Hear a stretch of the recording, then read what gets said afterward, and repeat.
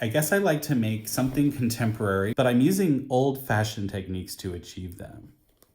So I liken it to cooking, where you're making nouveau cuisine, but you're using traditional French techniques or traditional whatever techniques people use in kitchens.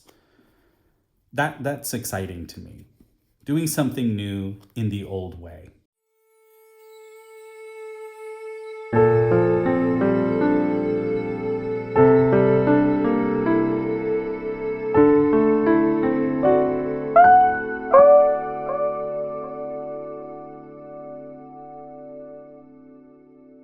Hi everyone, Brett McGee Quilts here, and this is my second Sew With Me, where I'm going to be sewing, hand quilting today, in real time. This week I have a big goal to finish a gigantic section of hand quilting on this second coral reef quilt that I'm making that's been in progress since I don't know, maybe a year and a half ago is when I started this quilt and have been working slowly on it. So this week I decided to do a big push and try to finish the quilting on the wave. And I'll put up a picture to show you exactly the section of quilting I'm working on. Essentially, it's 29 lines of quilting, and each line of quilting that I have to do takes me about 20 minutes to a half an hour. In fact, I'm going to do one of these lines in this video, so the length of this video will be as long as it took me to do this line. So that means I need to do about 6 of these lines hand quilted each day this week to reach my goal, which is kind of exciting to have a goal. So let's get started.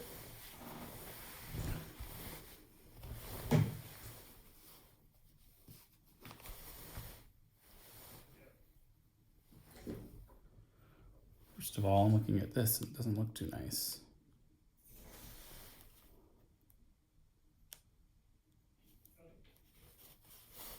There we go, that's better. Okay, so for starters, let me mark the line I'm going to quilt. I'm going to use this masking tape to do it.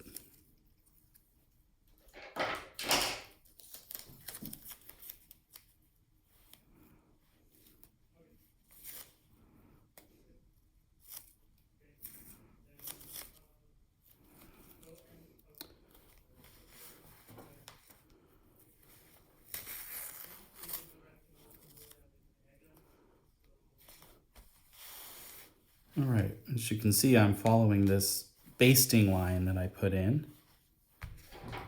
Now that I have that in, I can take the basting out.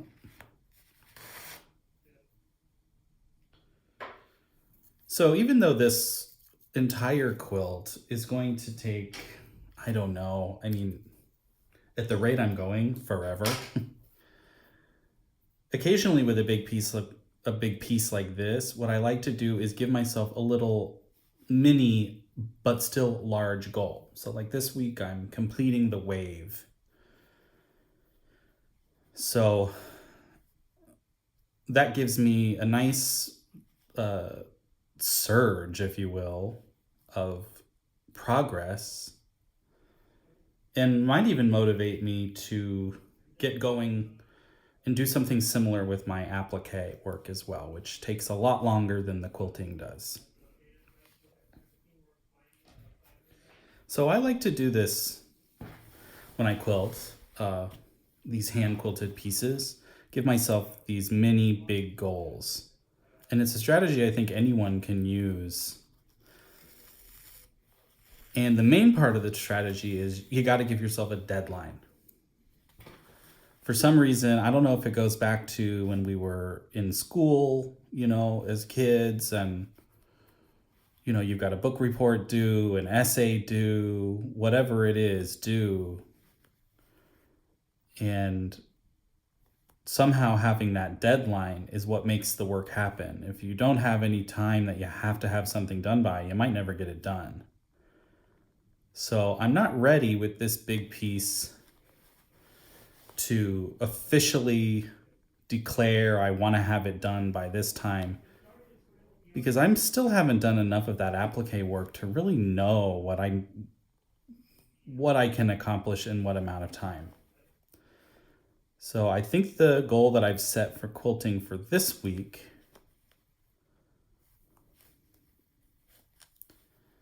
is doable.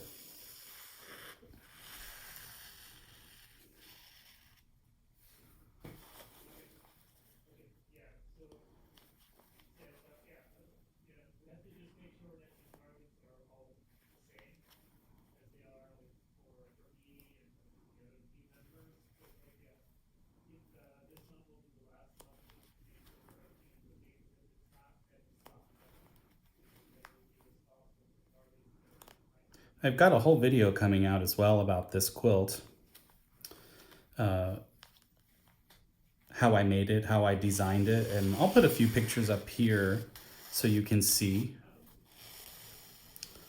just in this video, but you really should click on the other video when it's up to get a more in-depth view of the background on this quilt and the direction that it's going.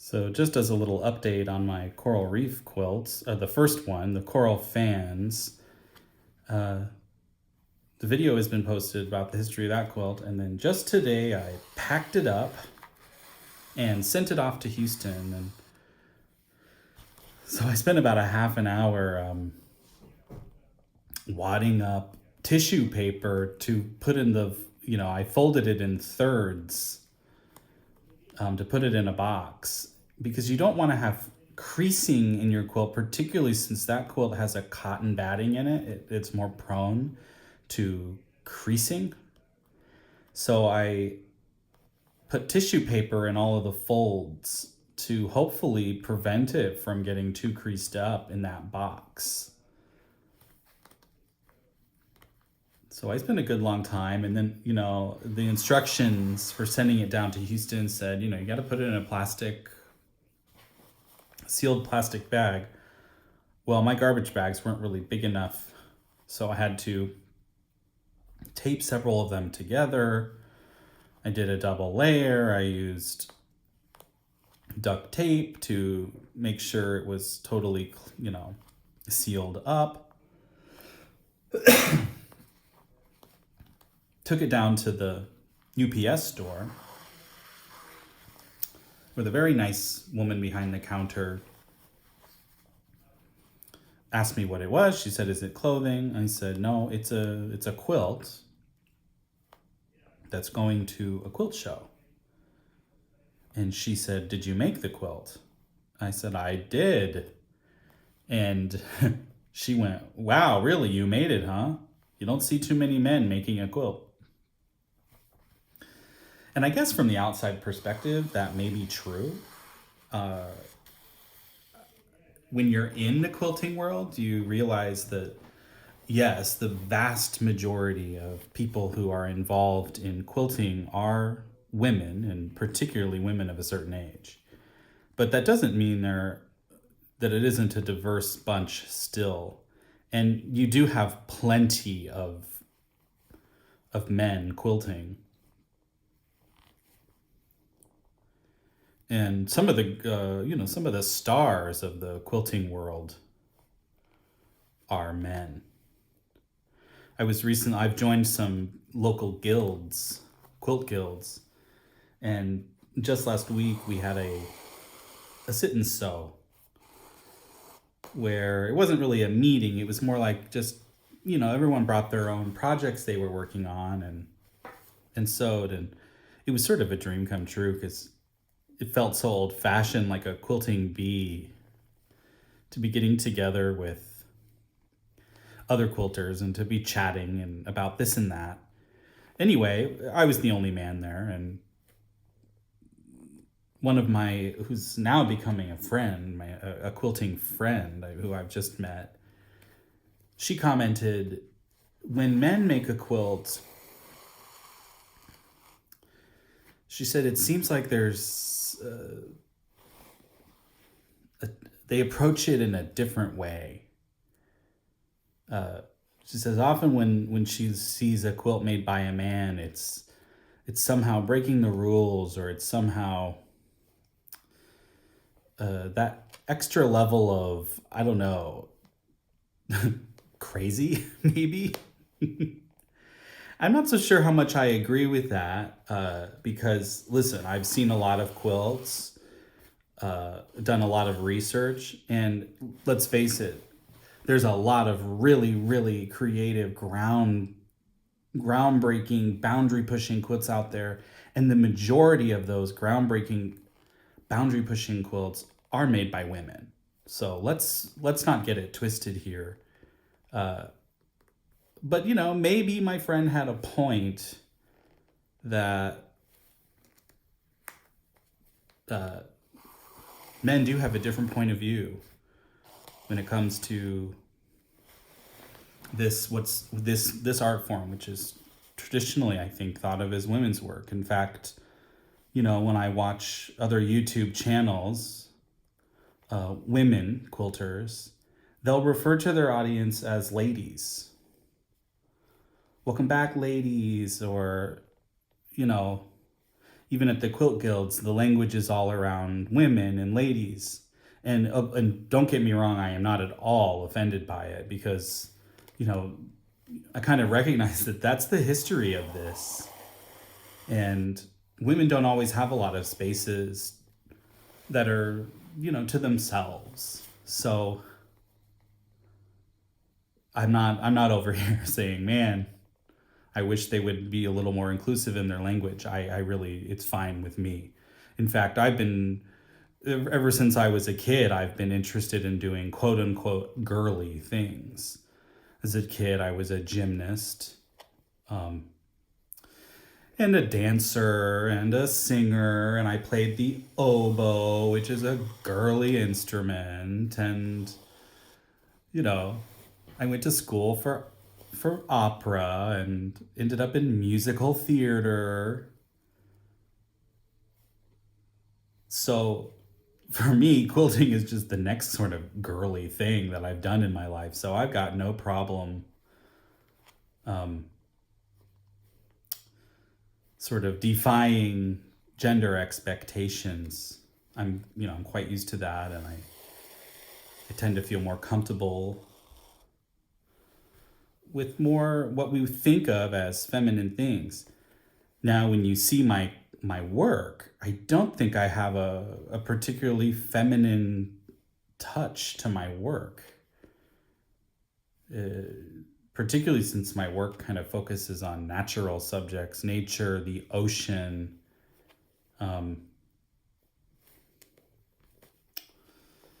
When I look at the work, I don't see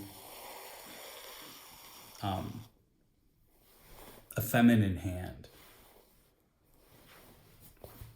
which is odd, because when you see my hands work, they are of feminine hands, honey. So it was interesting having this whole conversation about gender and quilting. So let me put it this way. If there's any men out there watching this that are quilters, and you haven't joined a quilt guild or gotten involved, with quilting outside of your home, you'll be a star. You'll probably be, if not the only man, one of very, very few, and you'll definitely stick out. So be ready for that. Be ready for that. However, what I have found is that quilters, and I'll say it, these mostly women, are really, really sweet and supportive and do not treat you as though you're invading some kind of feminine space, which is good. So far I'm enjoying my little community that I've become a part of quilters. Because what we have in common is the thing that we do. Our love for the fabric, our love for using our hands. I mean, I think that's the big thing is quilters tend to be people who like to keep their hands busy. And I'm definitely that person. In my previous life, I was a pianist, which is, a great way to keep your hands busy. A lot of people like to play video games, or even, I think, scrolling through a phone, texting with people, typing posts. That's still using your hands. That feels in the same vein.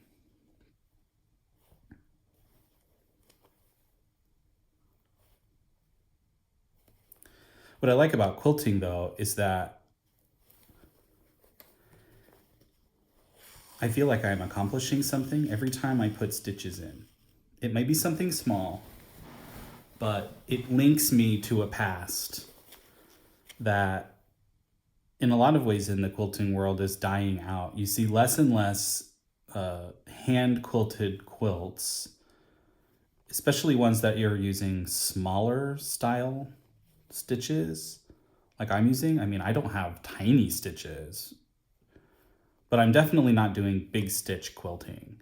And that is a trend right now, big stitch quilting. And I love how it looks, where people use sort of a thicker thread and they'll do bigger stitches that look more, what's the word? Rustic, maybe?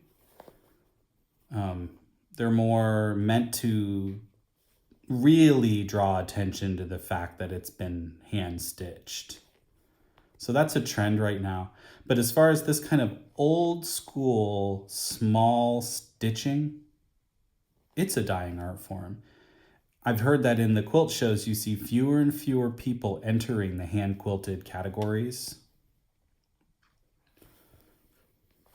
So every time I take a stitch, I feel like I'm part of a legacy.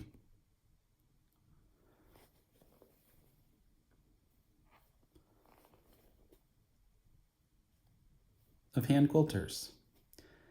And the same goes for the needle turn applique, which, before machines became common, before fusible became common, before all these sort of modern sewing notions, inventions, people were doing hand stitch quilting, hand quilting, and they were doing needle turn applique. I'll do a whole sit and sew, sew with me, where I'm doing applique here pretty soon, so you can see that hand stitching process. So, I mean, I think it's just, I don't know. I guess I like to make something contemporary because I feel like my designs are contemporary realism. But I'm using old-fashioned techniques to achieve them. So I liken it to cooking, where you're making nouveau cuisine, but you're using traditional French techniques or traditional whatever techniques people use in kitchens. That's exciting to me. Doing something new in the old way.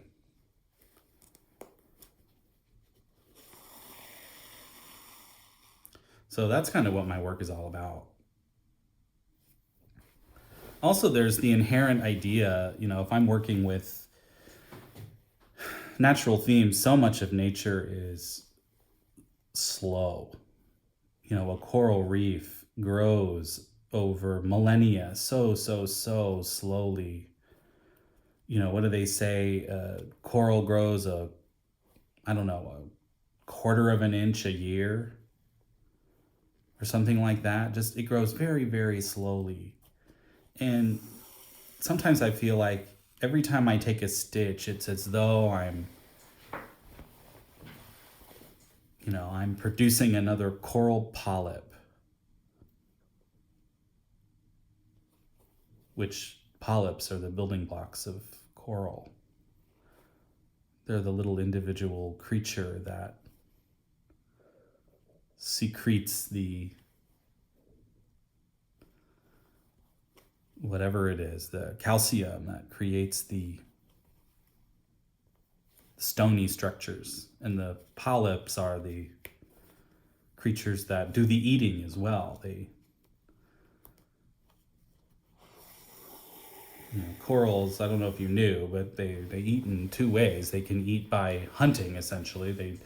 Where the polyps can actually eat plankton, eat debris that's in the water.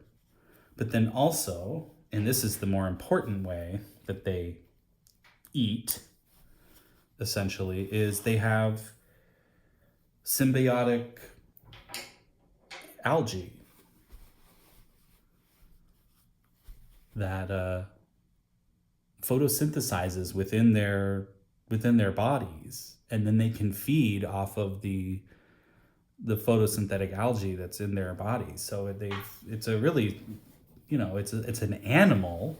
It's not a plant, but it's an animal that eats the sun. Which I don't know about you, but to me that's fascinating. So when I'm working on these coral reef quilts, and every time I take a little stitch, I don't know, I just kind of feel like I'm immersed in that moment of time, slow moving time. I'm going to be coming back to that concept a lot on this channel. Quilting, whether you do it by hand or by machine, is the marathon of the crafting world. It's not a sprint, it's a marathon. You can do it quickly. There are certain patterns or certain techniques to make, maybe sort of a simpler quilt.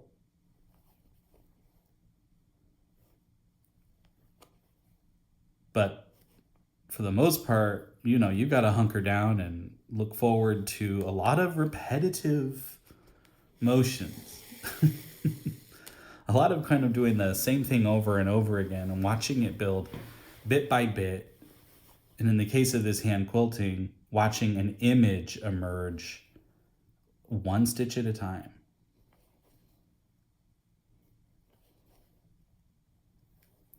So in the amount of time I've been rambling on now,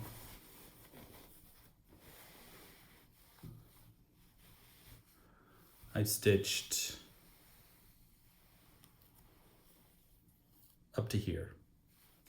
So I'd say that's about, a foot and a half, 18 inches or so.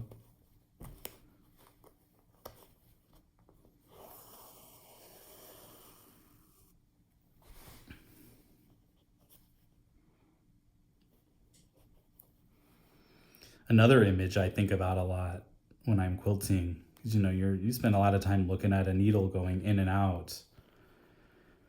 I like to think of my needle as a dolphin, and it's sort of jumping in and out of the, out of the water playfully.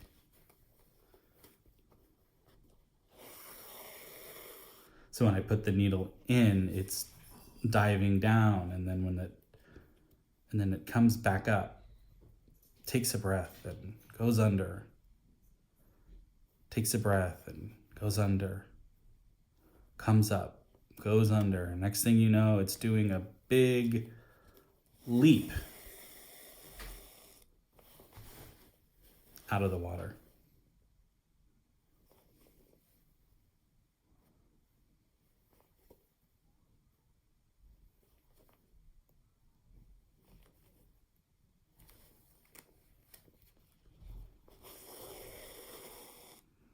So now I'm gonna move my tape.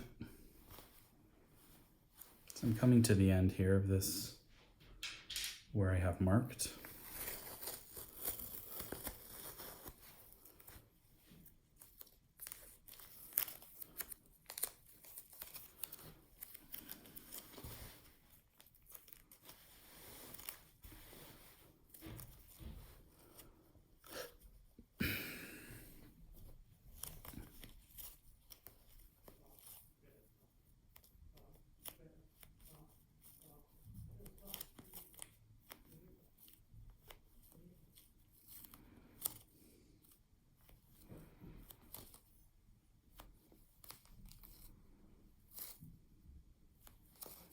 It's so convenient to have those basting lines in there.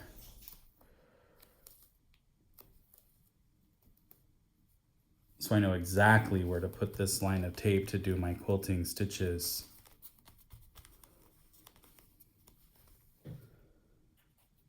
I think for this quilt, I spent a week basting.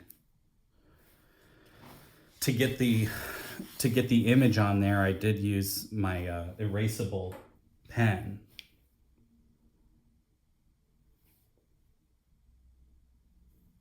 Drew on the line, drew on the line, and then immediately basted it in.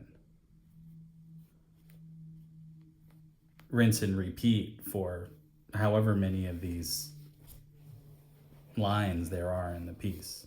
A lot.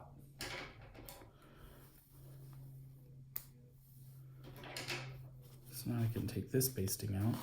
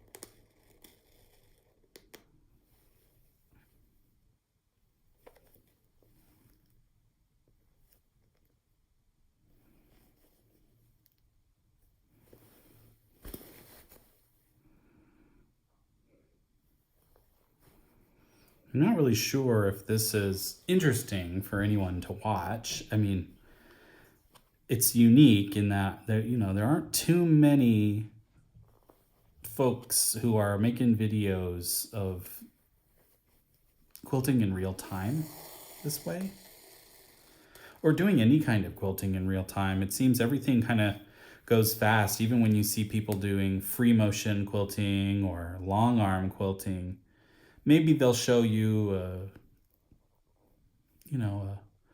30 seconds, a minute of them quilting in real time. And then it goes, then they do, then they speed it up. And of course they're doing that because they want to show you everything they've done, but they want to do it in a shorter amount of time. Because who's got time to sit there and watch someone do that whole thing? But I think it kind of gives a false sense of how long it really takes to do these things and how slow one should be going. So like I do some free motion quilting on the machine now. And, I watched a whole bunch of videos on kind of how to do it and techniques and tips. And so many of them were in fast motion that when I sat down to do it, I was thinking, man, I'm going so slow, or I was trying to go too fast because that was sort of the pace that my eyes got used to.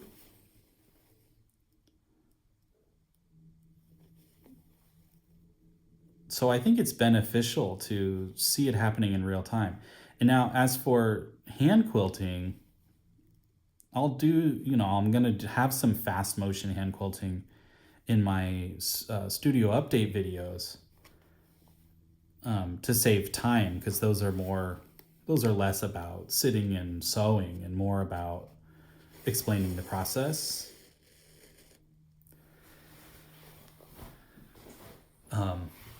But I think it's useful to see what the expectation would be if you yourself were to say, you know what, I'm going to do it. I'm going to just pick up a needle and thread, and I'm going to do some hand quilting, or I'm going to challenge myself to make my next quilt. Make a lap quilt, a baby quilt, or a wall hanging, even something small. I'm going to do the whole thing hand quilted in one way or the other. A video like this might show you, okay, yeah, it's slow going, but also it's not so bad. You can definitely challenge yourself to slow down.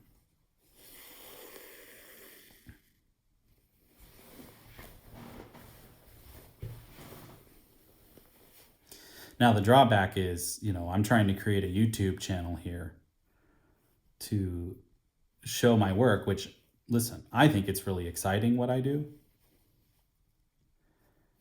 It's different. I feel like I've got my own unique point of view on portraying the subjects that I like to portray. But, let's face it, it's slow. It's a little like watching paint dry. Watching hand quilting is a little like watching paint dry.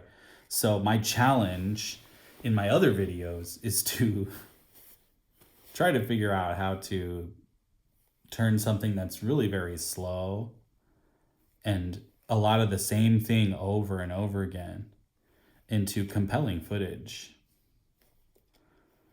So this sew with me style of video is more relaxing. I don't have to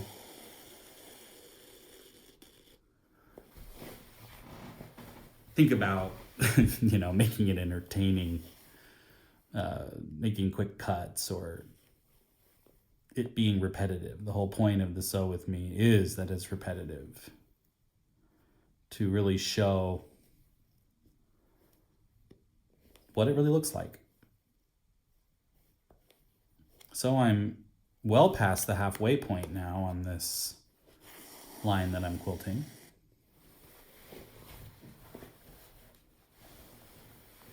So making good progress here.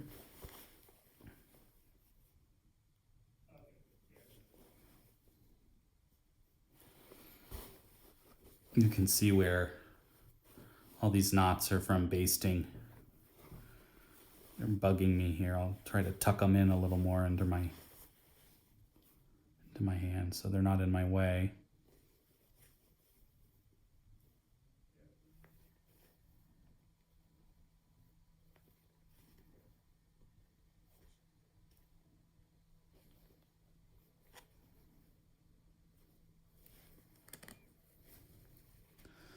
So, like I said earlier, I shipped my quilt off today. And I am having a little bit of anxiety about my precious baby being, just handing it off to some stranger at the UPS store and watching it go into a back room and hoping it makes its way there. I swear, I don't know what I would do with myself if anything happened to it, if it didn't make it down there to Houston. So many hours and months of work. So I'm trying not to think too many fatalistic thoughts. I've sent packages before, but nothing like this. Nothing that's truly irreplaceable. And you can buy insurance, but is money ever going to replace that object? No. The only thing that can replace that object is time. And by that I mean doing it over again, which, would be, I don't know, a certain kind of torture. So, worst case scenario, my quilt is lost forever. But I've made a video on YouTube documenting it. So it's now immortalized one way or the other. So, assuming all goes well and my quilt makes it to Houston, and they said by the end of this week it'll be there, then what happens is, okay, so to do a show like the Houston Festival, you send them pictures of your quilt. You send them a full picture of it, and then you send them a close-up shot of some of your best, detail work. And then they have a pool of judges who pick who gets into the show. So at this point, you're not even in the show. You're still in the running to being considered to be judged for the show. So they have a pool of people who decide which quilts will get to compete. So that's your first step, is to get juried in, is what they call it. Juried into the show. Okay, so I received word on about the last day of June, that yes, your quilt has been accepted into the show. And then they sent a letter that says, okay, we need to receive your quilt by August 4th. Now, the show isn't even until November, the first week of November. So, they need it by August. But what you have to understand is there are so many quilts that they need to judge in various different categories that they really need all that time to judge. Because if you think about it, these are the best of the best quilts in the world. I mean, I can't even believe I'm saying this, that my quilt is among the best of the best. And they need to decide between them. So that judging process takes some effort by the judges involved. It's no easy task for them to narrow it down. And with quilt shows, it's, of course you have your first, second, third place in your category. All the categories will have first, second, and third place. And then also there will be a best in show, which is the best quilt of all the categories in the entire show. And that quilt is, of course, every year always something truly spectacular. But also there are different mini awards, or more specific awards. Like there will be a hand workmanship award. That could be something that I could possibly be considered for, since my quilt is done entirely by hand. There will be awards for, best use of color, best applique, best hand quilting. There will be judges' choice awards. So usually each judge is allowed to pick a favorite of theirs that wasn't necessarily the winner or any one of the winners in the categories. You also have honorable mentions in each category. So there are there's a lot more quilts than there are opportunities to win a ribbon. But it isn't just first, second, and third. There are other things too. So if I'm being honest, I have no idea what my odds are. I do know that when I entered my quilt into the Northern Star Quilters Guild show. I also had no idea there either. And it did really, really well. And everyone really responded to it when they saw it. It really captures the eye. So I'm feeling a lot more confident about it now. And I don't know, dare I dream? Dare I dream to win a prize? Dare I dream to win a ribbon? I don't know. I'm in the large pictorial category. So I don't know. I think the chances that there's going to be a lot of completely hand sewn, meaning hand appliqued and hand quilted pieces in that category are very slim. Typically with pictorial categories, it's a lot of machine work.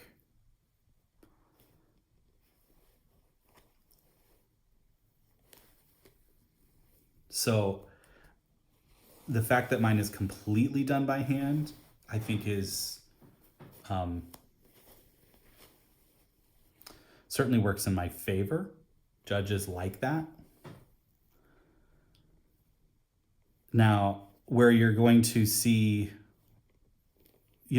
hand dyed, all the fabric is hand dyed, which is a big deal. But in the pictorial category, the chances that there are people who dye their own fabric are much greater because, it's people are making a picture and there isn't always fabric available. It's exactly what you want. And it tends to be more people who are kind of thinking of it as a piece of art for a wall. And so they're the kinds of people who are more likely to dye their own fabric. So I wouldn't necessarily say dyeing my own fabric is the clincher in that category. Now, in a category like traditional quilts, dyeing your own fabric would be possibly the clincher. Because you would expect more, purchased fabrics for a traditional quilt. But bottom line is you really never know.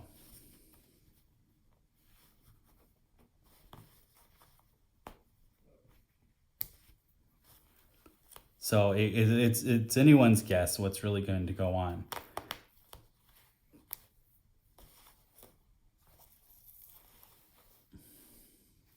Oh no, got my needle.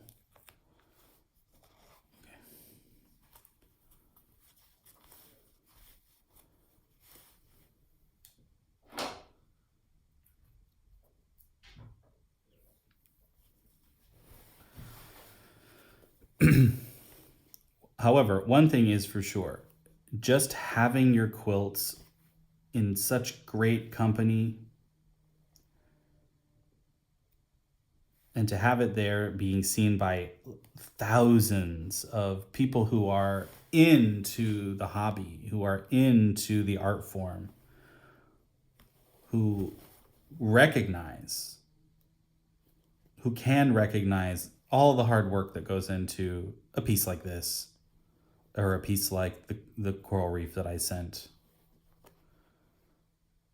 That's priceless. That's a reward. So I don't know. I'm going to be shamelessly plugging myself while I'm there. I'm excited to share my work with people. I'm excited for people to see how I make a quilt. And so I'm going to be handing out postcards with the picture of my quilt on it and all the information to come to my YouTube page, follow me on Instagram. And I'm also going to have a few t-shirts. I'm going to be there for 4 days. So I'm going to have at least 4 t-shirts printed up with my picture or with my quilt on it, with my quilt design, the quilt that's going to be at the show. So that, when people see me and they see my t-shirt, I'm hoping that'll prompt them to say, hey, did you make that quilt? Next thing you know, They're curious, they want to know more. We're having a conversation, and I'm expanding my horizons. So I am kind of looking forward to it for lots of different reasons. Um,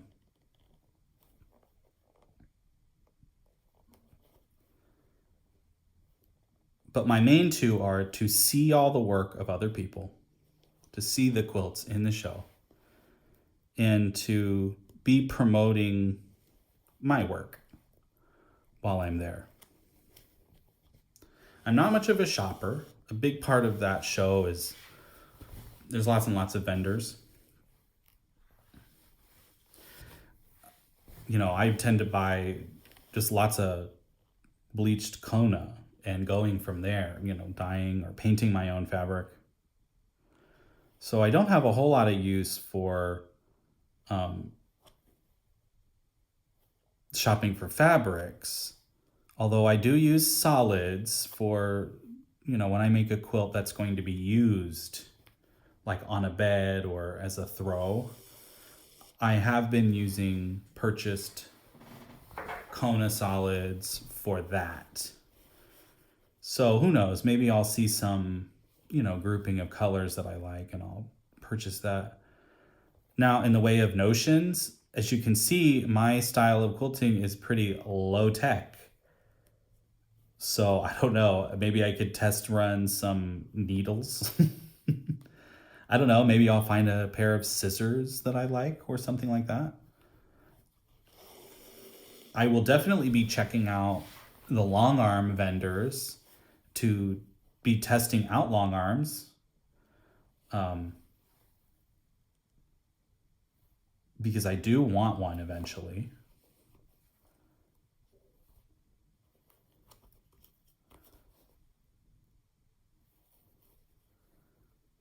So it'd be cool to test drive one out.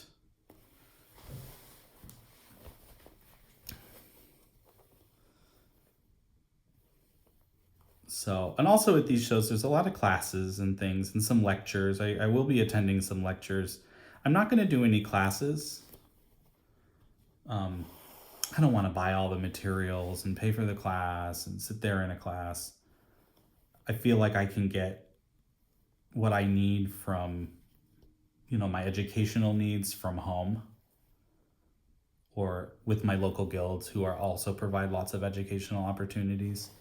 So basically, yeah, I'm just going to be hanging out by my quilt and connecting with people that way. So if you happen to see this video and you're going to be at the Houston Quilt Festival, please, if you see me in my t-shirt or you see me by my quilt, say hi.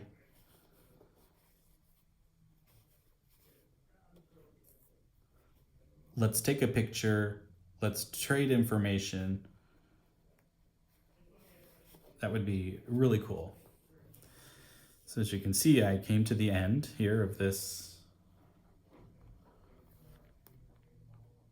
line of stitching.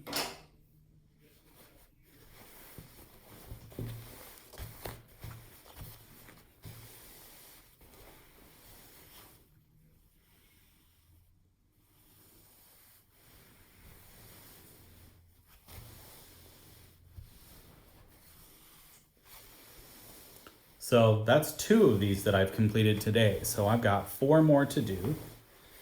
And I think for now I'm gonna turn the camera off and go do some stitching outside so I can let the dogs sit outside in the sun. I'd like to thank you if you've made it all the way to the end of this video. I will be continuing to do these Sew With Me's every week. And look out this weekend for my next video, which will be all about the making of this quilt and to find out if I did achieve my goal of finishing the quilting on the wave portion of this quilt. All right, see you next time.